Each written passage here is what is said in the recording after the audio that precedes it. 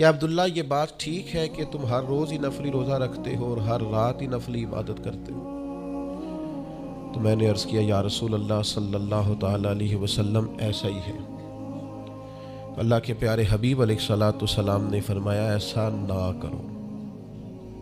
وہ نفلی روزہ رکھتے تھے، ہر روز ہر رات نفلی عبادت کرتے تھے۔ تو محبوب نے ان سے تصدیق کرانے کے بعد فرمایا ایسا نہ کرو، کبھی روزہ رکھا کرو، کبھی افطار کیا کرو، اور فرمایا کبھی نماز پڑھا کرو، کبھی سو جایا کرو۔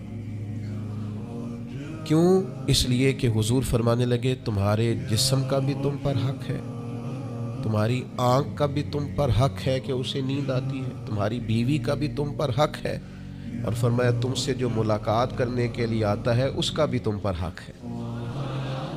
تو یہ لفظ کہہ کے کہ تمہارے اپنے اوپر بھی حقوق ہیں، تمہاری ذات کے بھی تم پر حق ہے۔